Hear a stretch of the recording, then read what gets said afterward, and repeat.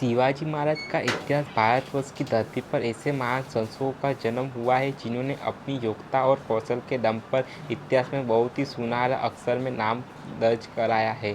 ऐसे ही एक महान योद्धा और राजनीतिकार के छत्रपति शिवाजी महाराज, उनका पूरा नाम शिवाजी राजे भोसले था। 1674 में शिवाजी महाराज का रायगढ़ महाराष्ट्र में राज्याभिषेक हुआ, तभी से उन्हें छत्रपति की उपाधि दी गई थी। शिवाजी महाराज ने ही भारत में मराठा साम्राज्य की नींव रखी थी। अपने शासनकाल के दौरान वह बहुत ही ठोस और चतुर प्रकार के राजा थे। अपनी सेना युद्धावस्था प्रशासन इकरायु की सहायता के कुशल और प्रकृतिशाली प्रशासन प्रदान किया था। शिवाजी ने कई वर्षों तक मुगलों से युद्ध किया था। उन्होंने शिव सूत्र का आविष्कार किया, छापा मारा युद्ध की नीति और दुश्मनों का पूर्ण दमन। शिवाजी ने शासन में प्रयुक्त प्राचीन भारतीय हिंदू राजनीतिक प्रथा और शिष्टाचारों को पुनर्जीवित किया। भारतीय राजाओं की भाषा शैली मराठी और संस्कृत को बनाया। उनका मानना था कि भाषा की गुलामी विचारों की गुलामी है। परिणाम स्वरूप उन्होंने मुगलों द्वारा हर जगह थोपी जा रही फारसी भाषा का बहिष्कार किया। शिवाजी महाराज का जन्म 19 फरवरी 1930 को शिवनेरी किले में हुआ था। उनके पिता का नाम शाहजी भोसले और माता का नाम जीजाबाई था।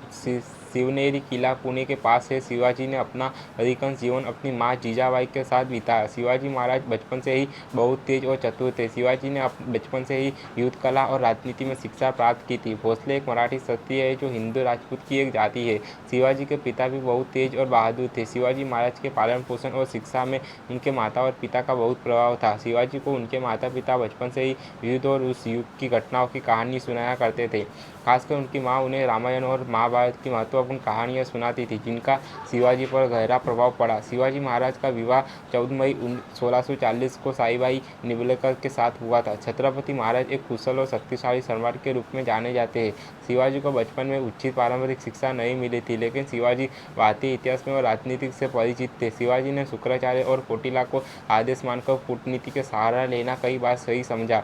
शिवाजी महाराज एक तेजस्वी और चालाक शासक थे और समकालीन मुगलों की तरह ही कुशल थे।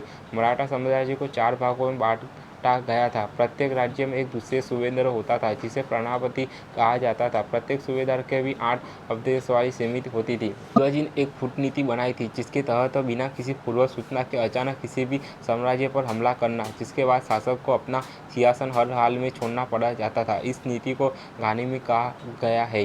1640 और 1641 में वर्षों के दौरान बीजापुर महाराष्ट्र के पर विदेशियों और राजदाओं को द्वारा हमला किया जा रहा था। शिवाजी महाराज ने बीजापुर के खिलाफ मावलों को इकट्ठा करना शुरू कर दिया था। मावलों के राज्य में सब जाति के लोग रहते थे। शिवाजी महाराज के बाद में इन सब मावलों को एक दूसरे से मिलकर मावला नाम दिया। इन मावलों ने कई किले और महल बनवाए थे। इन लोगों ने शिवाजी महाराज का बहुत समर्थन किया।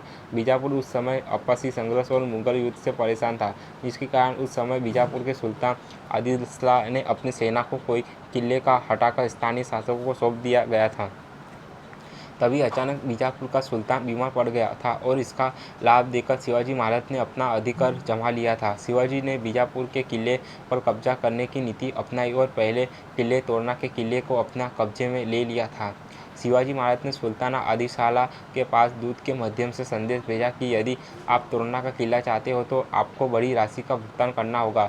किले के साथ साथ उनका क्षेत्र भी आपको सौंप दिया जाएगा। शिवाजी महाराज बढ़िया कूटनीति थे। उन्होंने आदिलशाह के दरबारियों को पहले ही खरीद लिया था। आदिलशाह को जब शिवाजी की साम्राज्य विस्तार नीति की जानकारी मिली तो वे देखते रहे। उन्होंने शाहजी राजे को अपने बेटे को नियंत्रण में रखने के लिए कहा, लेकिन शिवाजी महाराज ने अपने पिता की परवाह किए बिना पिता के ही क्षेत्र का प्रबंधन अपने हाथ में ले लिया और लगना देने भी बंद कर दिया। शिवाजी 1647 में ही चकन से नीरा तक के क्षेत्र अपना अधिकार जमा चुके थे।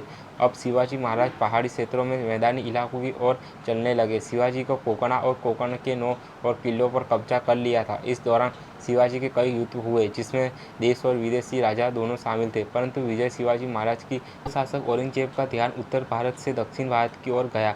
वह शिवाजी के बारे में पहले से ही जानता था। औरंगजेब ने अपने मामा शाहिस्ता खां को दक्षिण भारत में सूबेदार बनाया था। शाहिस्ता खां ने अपने 150,000 सैनिकों के साथ पुणे पहुंचा और 3 साल तक लूटपाट की। फिर छत्रपति शिवाजी ने अपने 350 मावलों से एक बार फिर शाहिस्ता पर हमला किया। तब शाहिस्ता खान अपनी जान लेकर भाग गया था। इस हमले में शाहिस्ता खान को अपनी 4 उंगलियां गंवानी पड़ी थी। इस हमले में शिवाजी महाराज के शाइस्ता खान के बेटे और उसके 40 सैनिकों को मार डाला। इसके बाद औरंगजेब ने शाइस्ता खान को दक्षिण भारत से हटाकर बगल का सूबेदार बना दिया। औरंगजेब ने हार नहीं मानी और इस बार उसने शिवाजी के खिलाफ आमेर के राजा जय सिंह और दिलीप सिंह को खड़ा कर दिया। शिवाजी ने जितने भी किले जीते थे जय सिंह ने जीत लिया और फूलपुर में शिवाजी को हरा दिया। इस हार के बाद शिवाजी को मुगलों से बातचीत करनी पड़ी। शिवाजी ने 23 किलों के बदले मुगलों का साथ दिया और बीजापुर के खिलाफ मुगलों के साथ खड़े हुए। औरंगजेब ने समझौता के बावजूद शिवाजी के साथ अच्छा व्यवहार नहीं किया। उन्होंने शिवाजी को और उनके बेटे संभाजी राजे को कैद कर लिया, लेकिन शिवाजी अपने बेटे के साथ आगरा के किले से भाग निकले। अपने घर पहुंचने के बाद शिवाजी ने नए जोश के साथ मुगलों के खिलाफ युद्ध शुरू किया। इसके बाद औरंगजेब ने शिवाजी को राजा के रूप में स्वीकार कर लिया। 1674 में शिवाजी महाराष्ट्र के एकमात्र शासक बने। उन्हें हिंदू रीति रिवाजों के अनुसार शासन किया। शिवाजी बहुत ही कम उम्र में दुनिया छोड़ गए थे। राज्य की चिंता को लेकर उनके मन में बहुत भ्रम था, जिसके कारण शिवाजी की तबीयत बिगड़ने लगी और वे लगातार 3 सप्ताह तक तेज बुखार में रहे, जिसके बाद उनकी मृत्यु हो गई। उनकी मृत्यु केवल 50 वर्ष की आयु में ही हो गई थी।